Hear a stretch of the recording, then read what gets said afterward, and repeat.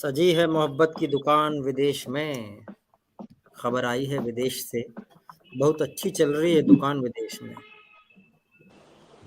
लेकिन मोहब्बत की दुकान से आज कुछ ऐसी चीज़ें सामने आई हैं जिससे लग नहीं रहा कि दुकान मोहब्बत की है।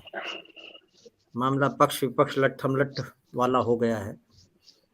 और राहुल जी ने एक के बाद एक अमेरिका में बहुत सारे बयान दिए हैं। बहुत दिन बाद तो वो विदेश गए हैं। बीजेपी वाले कोशिश करते रहते हैं, ढूँढ लें कि भाई कब जा रहे विदेश। बड़े दिन बाद बीजेपी वालों को भी मौका मिला ये बोलने का कि राहुल जी देखो फिर चले विदेश छुट्टी पे। लेकिन वो छुट्टी पे नहीं गए हैं, इस बार काम करते हुए नज़र आ रहे हैं। पिछली बार भी ऐसे ही हुए थे। वो आजकल वहाँ पे थिंक टैंक से मिलते हैं, कभी ब्रिटेन में, कभी अमेरिका में। इधर का थिंक टैंक लग रहा है मामला गड़बड़ आ गया है थिंक टैंक लोगों का भारत वाले, इसलिए वहाँ से थोड़ा-सा पावर-वावर चाहिए उनको। उनका विचार चाहिए राहुल जी को। लेकिन बहुत सारी जो बात बोली है राहुल गांधी जी ने, उसमें से ऐसी बातें भी हैं कि अल्पसंख्यकों की स्थिति भारत में ठीक नहीं है, या फिर भारत में जो स्थिति है वो मुसलमानों के लिए खराब है। इस तरह की कई बातें उन्होंने कही हैं। हम आपको पहले सुनवाते हैं कुछ, उसके बाद फिर बात करेंगे। अभी स्टार्ट करने से पहले आपका परिचय करा देते हैं। और हमारे साथ में विजय कौशिक जी कांग्रेस से हैं, महेश वर्मा जी हैं बीजेपी से, भगत सिंह जी हैं एक्सपर्ट है, पॉलिटिकल एक्सपर्ट, दीपक उपाध्याय जी एक्सपर्ट हैं, और डॉक्टर इमरान अहमद आप जो हैं मदरसा बोर्ड के हैं और अल्पसंख्यक जो हैं वो मामलों के बड़े जानकार हैं और उनका पक्ष भी अच्छे से रखते हैं। चलिए हम शुरू होते हैं। अब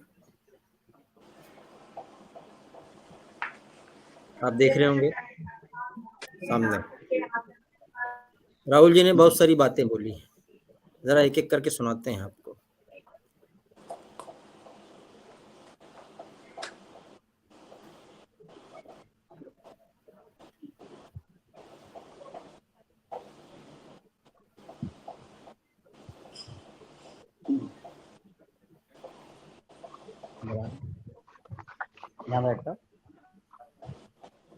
In that is the line नफरत के बाजार में मोहब्बत की दुकान. That is the best way I can say it, which is that it is felt most strongly by the Muslim community, okay, because it is done most directly to them. But in fact, it is being done to all minorities. I can guarantee you that the same way you are feeling attacked, I can guarantee you my Sikh brothers are feeling the same thing. I can guarantee you my Christian brothers are feeling the same, sisters are feeling the same thing. एक और बयान सुनिए। Who are absolutely convinced that they know everything. In fact, I think they think maybe they know even more than God. They could sit down with God and have a conversation and explain to him, about what is going on. And of course, our Prime Minister is one such specimen. I think if you sat Modi ji down next to God, Modi ji would start explaining to God how the universe works. बात सुनिए आपने, राहुल जी ने क्या बोला है। और एक बात नहीं, इसके ऊपर प्रतिक्रिया भी बहुत सारी आई है। प्रतिक्रिया सुनाते हैं आपको। अपने ही देश को नीचा दिखाने की कोशिश की जाती है ऐसे नेताओं द्वारा। मैं समझता हूं कि एक प्रकार से जो एक परंपरागत सभी मानते थे कि भारत की राजनीति को भारत तक सीमित रहना चाहिए और विदेश में हम सब मिलके भारत का गुणगान गाएं और भारत को अच्छे लाइट में दिखाएं, इसकी परंपरा को उन्होंने पूरी तरीके से ध्वस्त किया पिछले अपने दौरे पे। आगे क्या करेंगे तो वो जाने। कहते हैं कि मोदी जी दुनिया के सबसे लोकप्रिय नेता हैं और बार बार एक नहीं अनेक ऐसे सर्वेस में पाया जाता है। ऑस्ट्रेलिया के प्रधानमंत्री कहते हैं prime minister Modi is the boss, शायद राहुल गांधी जी को ये बात भी हजम नहीं हुई। इटली की प्रधानमंत्री ने जब कहा कि मोदी जी दुनिया के सबसे लोकप्रिय नेता हैं और किसी देश के प्रधानमंत्री अगर उनको अभिनंदन पांव छूकर करते हैं, शायद ये 75 वर्षों में कभी नहीं हुआ, तो कांग्रेस इसको हजम नहीं कर पाई।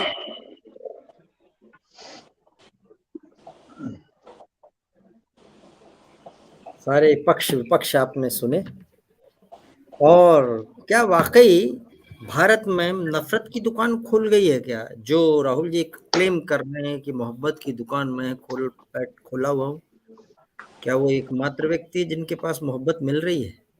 सवाल तो उठेंगे। हमारे साथ विजय कौशिक जी हैं और डॉक्टर इमरान हैं और महेश वर्मा जी हैं। ये तीनों पॉलिटिकल एरिना से हैं। और भगत जी, डॉक्टर आलोक, ये जो हैं ये नॉन पॉलिटिकल वाले हैं, ये सब एनालिस्ट लोग हैं। बात करते हैं विजय जी। विजय जी, कौन प्रोपराइटर है इस दुकान का?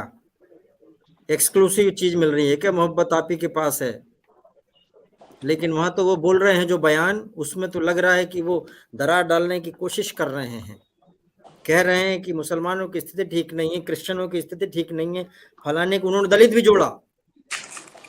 तो चश्मा से देख रहे हैं वो, उनको ये तीन ही नजर आते हैं क्या? इंसान क्यों नहीं नजर आ सकते उनको? और फिर कह रहे हैं मोहब्बत की दुकान है। इसीलिए तो बीजेपी वाले कह रहे हैं कि अपमान है। विजय जी, देखिए, राहुल गांधी जी ये देख रहे हैं और समझ रहे हैं कि इस देश में बहुसंख्यकों की भी स्थिति ठीक नहीं है।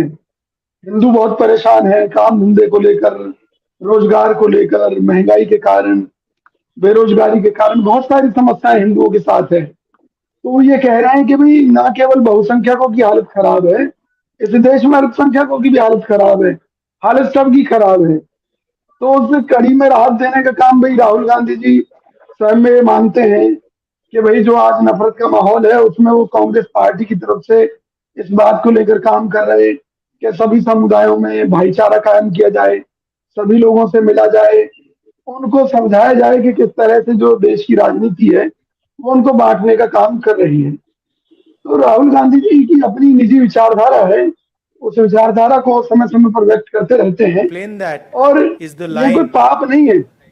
मैं फिर ये कहना चाह रहा हूँ, क्योंकि जब राहुल गांधी जी विदेश जा रहे थे, best way I can say it, which is that it is felt more strongly.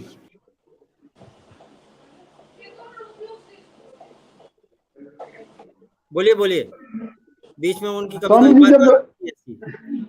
दुकान खोल के राहुल गांधी जी प्रोडक्ट क्या बिक रहा है, सुने ना, जब राहुल गांधी जी विदेश जा रहे थे तो बीजेपी ने जब से सवाल उठाने शुरू कर दिए थे कि अब विदेश की धरती पर अपमान होगा भारत का।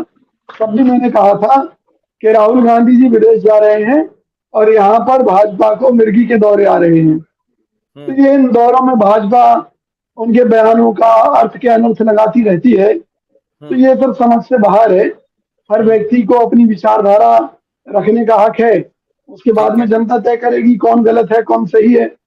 और मैं ये मानता हूँ कि किसी सच्चाई को रखना, क्योंकि मोदी जी कहते हैं इस देश में लोकतंत्र है। तो मेरा भाजपा से सवाल है, देश के प्रधानमंत्री माननीय नरेंद्र मोदी जी, आपने इस देश की संसद में राजदंड स्थापित कर दिया, क्योंकि राजशाही की निशानी है, तो फिर लोकतंत्र बचा कहाँ है?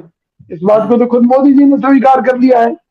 जिसे सेंगोल के रूप में आपने संसद में रखा है वो राजदंड है, राजशाही की निशानी है। कहीं ना कहीं मोदी सरकार मानने लगी है इस देश को लोकतंत्र की जरूरत ही नहीं है, इनको तो डंडे से हाँका जा सकता है लोगों को, तो इसके लिए राजदंड तैयार हो गया है। महेश जी, ऐसा क्या करते हैं आप बीजेपी वाले जो इनको दुकान खोलना पड़ रहा है मोहब्बत की, वो भी वहां पे? क्या कमी हो गई है देश में? आप क्यों मोहब्बत की कमी कर रहे हैं? आप क्यों ऐसा कर रहे हैं, बताइए। विजय जी कह रहे हैं कि आप लोकतंत्र खत्म करके राजशाही चालू करना चाहते और सेंगोल लगवा दिया वहां पे। बहुत सारी चीजें हैं, लेकिन ये इन्होंने ये भी कहा कि इनको पहले से पता था कि बीजेपी वाले बोल रहे हैं, अब वो विदेश जा रहे हैं, अब देखना अपमान होगा। तो ये सोच के बैठे थे कि बीजेपी वाले यही बोलने वाले, और आप वही बोल रहे हो। महेश जी, देखिए, राहुल गांधी इस देश में तो उपहास के पात्र थे ही, विदेश में भी अपने वाणी विचार और वक्तव्य से उपहास के पात्र बन जाएंगे, ऐसा हम भारतीय जो है कभी नहीं सोचे थे।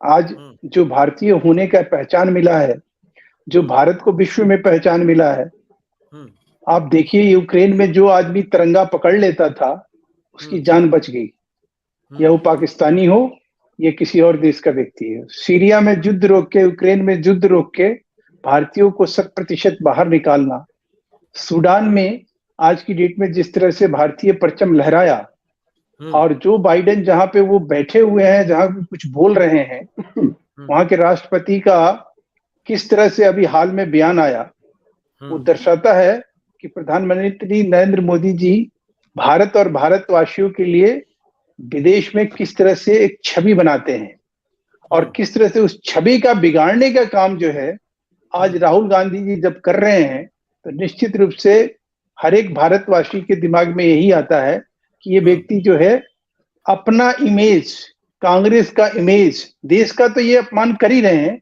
साथ में जिस पार्टी में है उसका भी अपमान कर रहे हैं, अपना भी अपमान कर रहे हैं। अपमान कैसे? आपने आप बोला, मुझे ये बताइए कि ऋषि सुनक जो ग्रेट ब्रिटेन के प्राइम मिनिस्टर हैं, जिस अल्पसंख्यक के ऊपर पाकिस्तानी सांसद ने सवाल जब उठाया, साहब देखिए भारत में जिस तरह से अल्पसंख्यकों के साथ जो है वहां बर्ताव हो रहा है, तो वो प्राइम मिनिस्टर ने क्या जवाब दिया कि आप जो बात कह रहे हैं हम इससे असहमत हैं। एक विदेश का प्रधानमंत्री ने जो बात कही, आज एक देश का आदमी जो यहाँ खाता पीता है, यहाँ रहता है, यहाँ के सारी सुख सुविधा का फायदा उठाता है, जो व्यक्ति यहाँ के मतलब अन्न जल और से कहीं पला और बढ़ा है, आज वो देश के साथ इस तरह के मतलब चीजों पे उतर आएगा कि ऐसा लग रहा है कि जैसे कोई आदमी देश का कोई गद्दारी है जो ऐसी बात को कह सकता है। पॉलिटिकल स्टेटमेंट दे रहे हैं मान लीजिए, तो कांग्रेस वाले बोल रहे हैं उनको तो ये इजाजत है पॉलिटिकल स्टेटमेंट देने की, आप उसको अपमान मान रहे हो। नहीं, कैसे आप अपमानित किसको कर रहे हैं? याद करिए ना, आप राजीव गांधी जी का अपमान जो है, जब रशिया में जब राजीव गांधी जी का अपमान हुआ, तो हमारे लोगों ने क्या बोला? हम लोगों ने खुल के बोला। उस समय एक भारतीय कम्युनिस्ट पार्टी के डी राजा थे, उन्होंने कहा कि खबरदार, और सब लोगों ने वहां पे एक उस समय के युवा जनता के जो है राष्ट्रीय अध्यक्ष थे कुंवर विक्रम सिंह, इस सब लोगों ने वहां प्रोटेस्ट जताया कि आप ये कैसे बोल रहे हैं। अभी देखिए एक और घटना कि प्रधानमंत्री मनमोहन जी जब थे, तब उनको औरत जिस पाकिस्तानी प्रधानमंत्री ने करार दिया, उसको हमारे प्रधानमंत्री जब मुख्यमंत्री थे उनके अलावा किसी आदमी ने उस व्यक्ति को करारा जवाब नहीं दिया कि तुमने हमारे प्रधानमंत्री के बारे में इस तरह के मतलब आप कह रहे हैं, कि जब देश की बात आती है तो ये देश के साथ नहीं खड़े रहते हैं, ये तब भी व्यक्तिगत दुश्मनी, ये उपहास के वो उठाते हैं, और उसके साथ साथ में विदेश में जाके ये ध्यान नहीं रखते कि देश की बात क्या है और राजनीतिक बात क्या है, दोनों में अंतर नहीं समझ कर पाते हैं। आप जो बोल रहे हैं उपहास के बहुत बड़े केंद्र बन चुके हैं इस समय। ये अपना ये आज अपने वाणी विचार से ये सिर्फ देश का ही उपहास नहीं उड़ा रहे हैं, ये अपना उड़ा रहे हैं, कांग्रेस का उड़ा रहे हैं। पसमानदा जो चल रहा है पूरा बीजेपी का मूवमेंट, उसके बहुत अहम कड़ी हैं। डॉक्टर इमरान, क्या बीजेपी के राज में या एनडीए के राज में अल्पसंख्यकों पर अत्याचार हो रहा है, या फिर कुछ ऐसी चीज हो रही कि वो ठीक नहीं है? राहुल जी की बात से तो ये लग रहा है, बहुत सारे लोग मान रहे हैं, विजय जी भी मान रहे हैं, विजय जी उनको डिफेंड कर रहे हैं। डॉक्टर इमरान, देखिए मैं सबसे पहले तो ये कहना चाहूंगा कि ये राहुल जी का अपना विचार है या 140 करोड़ जो जनता है हमारे पूरे भारतवर्ष में, उन सबकी राय है ये? ऐसा नहीं है। विपक्ष बौखला गया है हमारे माननीय प्रधानमंत्री श्री नरेंद्र मोदी जी की लोकप्रियता को देख के, कि अब हमारी लोकप्रियता, हमारे प्रधानमंत्री जी की लोकप्रियता भारत ही नहीं पूरे वर्ल्ड में हो रही है। मैं जानना चाहता हूँ डॉक्टर इमरान, मैं जानना चाहता हूँ, आपके मुंह से ये इतने अच्छे वर्ड्स निकल रहे हैं, लेकिन राहुल जी कह रहे हैं कि मुसलमान तो ठीक नहीं है स्थिति में यहाँ पे। देखिए किस तरह से ठीक नहीं है। हमारी सरकार माननीय प्रधानमंत्री जी के निर्देशन में 80 करोड़ लोगों को राशन मुहैया करा रही है। पिछले 3 साल से जब से लॉकडाउन लगा है, महीने में 2 बार राशन दिया गया। राशन कार्ड बनने में कोई भेदभाव नहीं कर रही हमारी सरकार। आयुष्मान कार्ड बनाने में कोई भेदभाव नहीं कर रही। उज्ज्वला योजना के गैस सिलेंडर देने में कोई भेदभाव नहीं कर रही, तो राहुल गांधी जी को ऐसा क्यों लग रहा है कि हमारी सरकार भेदभाव कर रही है, जबकि धरातल पर ऐसा कुछ नहीं है? डॉक्टर इमरान से मेरा एक प्रश्न है।